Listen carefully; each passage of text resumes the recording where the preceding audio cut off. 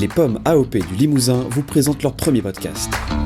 Pour célébrer les 20 ans de notre AOP, nous allons vous présenter son histoire et les belles choses que ce label a apporté à notre pomme. Aujourd'hui, nous recevons des invités avec qui nous allons retracer le parcours qui nous a amenés à décrocher cette AOP. Je vous conseille de rester jusqu'à la fin pour prendre des notes, car nous vous présenterons une succulente recette à base de pommes AOP du Limousin, bien sûr. Je suis donc Agnès Donzo et donc je suis la responsable du syndicat de défense de l'AOP Pommes du Limousin. Le syndicat de défense en fait a été créé pour gérer le cahier des charges de l'AOP, au départ d'ailleurs pour monter le dossier de demande de reconnaissance à l'époque de l'AOC, donc Pommes du Limousin, puisque notre pomme est la seule en France à bénéficier d'une AOC et qui est devenue AOP en 2007. Donc l'appellation d'origine protégée, donc c'est un signe de qualité officiel dont bénéficient certains produits, donc surtout alimentaires, mais pas que, et qui permet de prouver qu'il y a vraiment un lien au terroir entre le produit et son terroir, un lien qui est très fort entre le produit et son terroir, que l'on ne peut reproduire nulle part ailleurs ce produit. Donc on l'a pour des vins, pour des fromages, et on l'a également pour des fruits et légumes, et notamment la pomme du Limousin. Alors donc ce dossier, il a été entamé en 92. Donc ça fait quand même quelques années. En décembre 92, la première demande de reconnaissance. Effectivement, les professionnels se sont tout de suite orientés vers l'AOP plutôt que vers une IGP, par exemple, qui est aussi un signe de qualité. Mais pourquoi l'AOP ? Parce que, en fait, toutes les étapes de production, de la production à l'expédition, sont réalisées dans l'aire géographique. Et c'est vrai qu'en Limousin, alors pourquoi un signe de qualité ?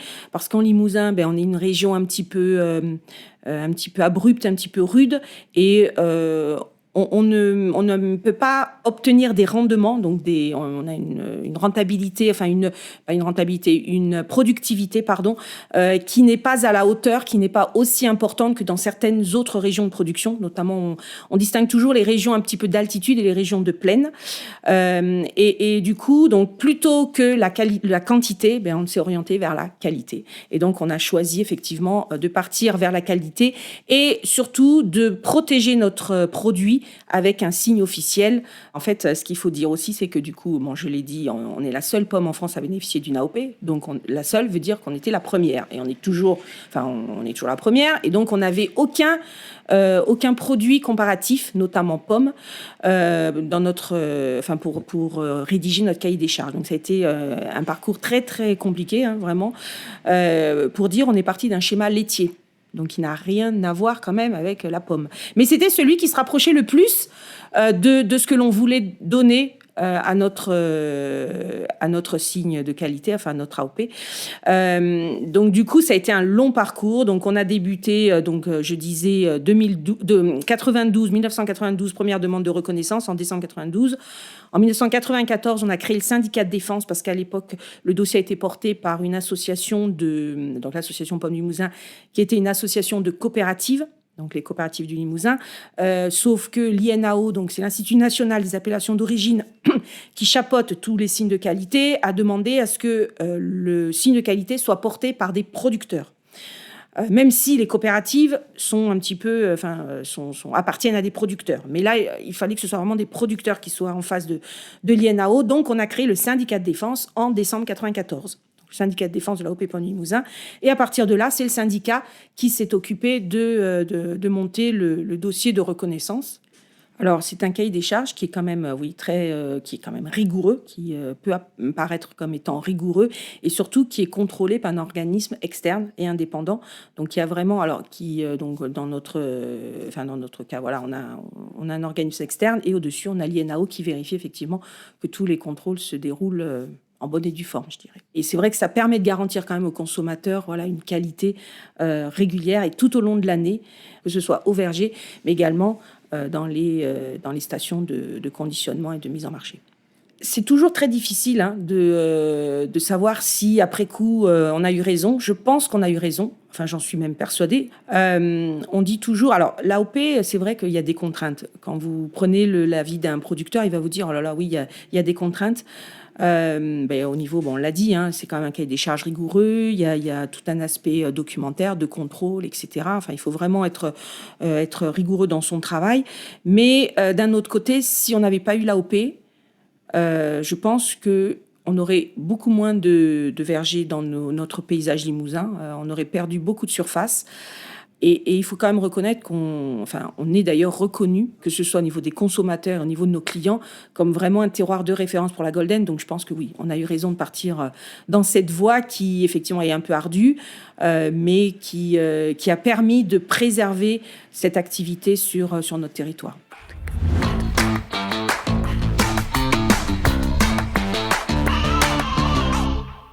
Donc Jean-Luc Souris, je suis directeur de Lim'Dor, et Lim'Dor, une coopérative de pommes à Saint-Thierry-la-Perche. Et je suis là depuis 1986, depuis le début. Moi je suis salarié, je suis directeur, je n'ai pas de verger de pommiers à moi.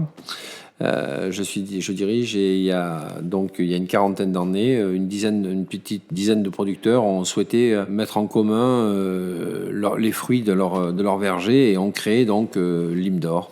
Voilà, qui a 40 ans, qui a fêté ses 40 ans. Déjà, il faut féliciter le travail de tous les producteurs, hein, puisque pour avoir cette AOC puis cette AOP, des producteurs, une grosse poignée de producteurs a travaillé pendant 10 ans, voire 12 ans, avant que l'INAO puisse leur accorder cette AOP. C'était vraiment un travail, et c'est avant tout à ces producteurs-là qu'il faut tirer vraiment un coup de chapeau, parce qu'ils ont travaillé, c'est du bénévolat, etc. Et ils ont cru en cette démarche. Et enfin, l'INAO a donné l'AOC en 2005. C'est bien preuve que cette pomme du Limousin a quelque chose de particulier, puisque ces acheteurs-là, qui venaient acheter des centaines et centaines de pommes à la récolte, même après, pendant la saison, les pommes étaient en frigo, ils venaient les acheter. C'est bien qu'elle avait quelque chose. C'est bien qu'eux avaient détecté, eux aussi avaient détecté que la pomme du Limousin était bonne, et ils la vendaient à leurs clients, en oubliant très certainement de dire qu'elle venait du Limousin, que c'était leur verger, et voilà. Donc c'est bien vrai, notre pomme du Limousin a quelque chose de particulier, quelque chose de bien. Alors avant d'avoir l'AOC, il a fallu travailler, comme je viens de vous dire, et on a travaillé une très grosse dizaine d'années. Et pendant ces 10 ans, il y a eu un fort buzz, une communication importante en disant le Limousin va bientôt avoir son AOC, ça sera la première en France, en Europe, etc. Et alors là, il y a eu énormément de communication. Nos clients l'ont su, que ce soit les grossistes, les centrales d'achat, en disant alors tu vas avoir une AOC, oui, elle arrive. Alors c'était compliqué, donc cette année, non, on l'aura pas, mais l'année prochaine on l'aura, l'année prochaine. Mais on en parlait, on communiquait là-dessus, on a mis nos pommes en valeur. Alors après on l'a eu. Effectivement, en 2005, on a eu l'AOC. Et là, hop, il y a eu cahier des charges. Un cahier des charges exigeant, très exigeant, mais ça, c'est l'INAO, ça c'est clair. On n'est pas. Et heureusement d'ailleurs qu'il est exigeant, parce que sinon tout le monde l'aurait. Mais là, on s'est vu en face des problèmes, en disant tiens, tel lot, d'habitude elles sont bonnes. Oui, mais elles sont bonnes, c'est le lot du producteur X ou Y. Mais hop. Il manque un peu d'acidité, ou il manque un peu de sucre. On a bien la fermeté, on a bien l'acidité, mais on n'a pas le sucre. Donc, elles ne sont pas en AOC. Moi, ça va faire 40 ans qu'on a Lim'Dor, 40 ans que je vais être ici à essayer avec mes producteurs de développer cette coopérative. On a traversé des tempêtes, des crises de la pomme, des crises européennes. Il y a eu des arrachages très importants en Europe, en France. Moi, aujourd'hui, je suis confiant. Je suis confiant parce que les grandes surfaces, il y a 20 ans, 25 ans, 30 ans, étaient beaucoup plus, j'emploie le mot, désagréables avec nous. Ils importaient beaucoup de pommes. À partir du mois de février-mars, des pommes qui arrivaient des hémisphères du Sud, etc. Et aujourd'hui, il y a quand même une prise de conscience énorme de ces grandes surfaces et des grossistes.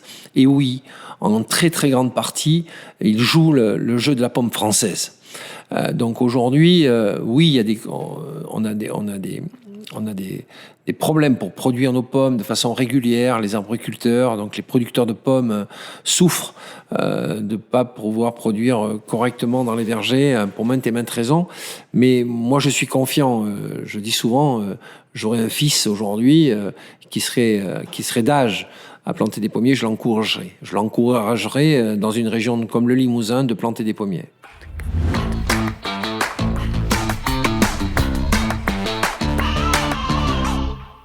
Bonjour, donc je suis Chantal Aubis, j'ai 61 ans, j'habite proche de Limoges, donc je suis passionnée de pâtisserie depuis quelques années. Donc actuellement, je suis retraitée, donc je peux mettre ma passion beaucoup plus en avant. Depuis des années, donc je fais de la pâtisserie, je pâtisse beaucoup, je pâtisse pour moi, pour faire plaisir à mes amis, pour partager, pour moi, la pâtisserie, c'est de la transmission d'amour, déjà, d'une part, parce que si on fait quelque chose, c'est parce ça sort des tripes, quoi. Il y a quelque chose. Je peux pas faire de la pâtisserie juste pour le faire comme ça. Il faut que ça soit goûté, que ça soit. Après, on me dit c'est bien, c'est pas bien. Voilà, c'est ce qui permet de s'améliorer. Parce que moi, je suis autodidacte. J'apprends donc dans mes livres, j'apprends en regardant ce que fait ou ce que font les uns et les autres. Et puis, j'apprends aussi en m'améliorant, en faisant et refaisant. Bon, j'ai quand même une passion qui est un peu plus dévorante que les autres, c'est les macarons. Et pourquoi les macarons ? Eh bien, je suis championne internationale de macarons amateurs depuis 2021.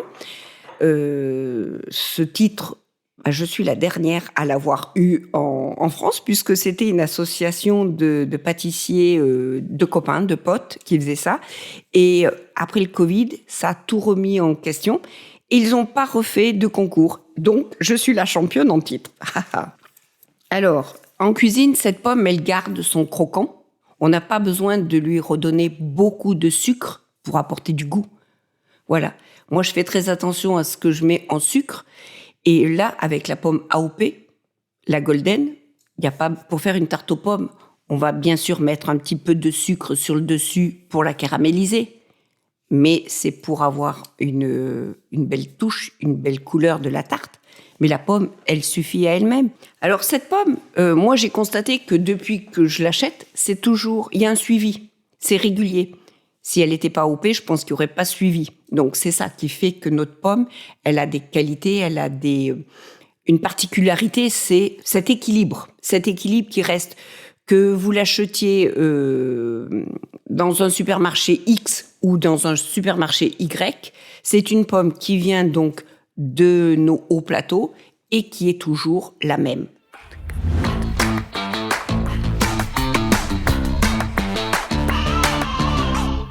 Donc Michel Millot, 71 ans, donc retraité évidemment, depuis 2 ans, et j'étais restaurateur. Je tenais un établissement hôtel-restaurant, un hôtel de 20 chambres, et puis la restauration depuis 1978, en prenant la suite de mes parents qui avaient ouvert en 1976. Voilà. Et j'ai travaillé avec mon épouse Sylvie, qui, après avoir fait beaucoup de services, est devenue chef de cuisine. Elle est modeste, mais elle a été toque blanche du Limousin. On était maître restaurateur sur la Corrèze. Voilà. J'étais au service, à la gestion, au service, et donc on travaillait en famille. Donc il y avait mes parents, mon frère, ma belle-sœur, enfin bon. Et petit à petit, on a continué, quoi. Donc j'ai quand même fait du service et j'aidais éventuellement mon épouse en cuisine. C'est quelque chose pas facile. Enfin bon, ça c'est. Les chefs, c'est les chefs. Donc que ce soit homme ou femme. Il fallait que ça file douce. J'adore l'AOP. Je mange que celle-ci.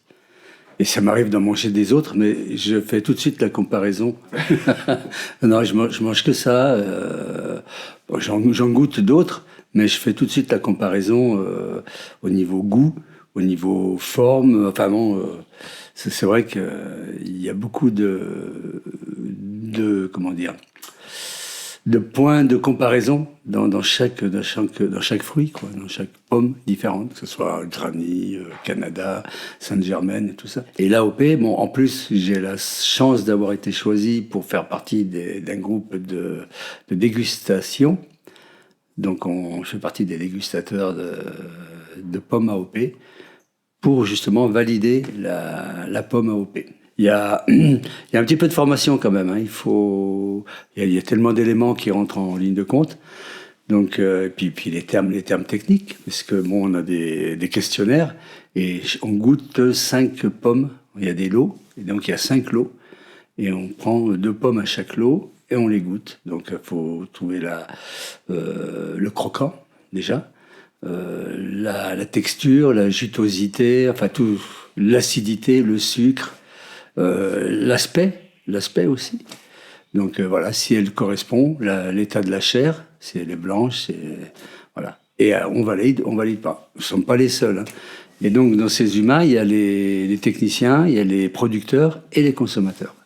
C'est par équipe on est une dizaine et il y a un mélange de ces trois catégories de personnes.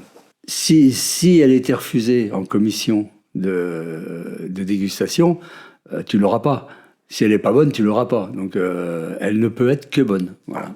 Donc, en magasin, pour choisir ses pommes, faut déjà contrôler qu'elle ait bien le sticker AOP. AOP, pomme du Limousin.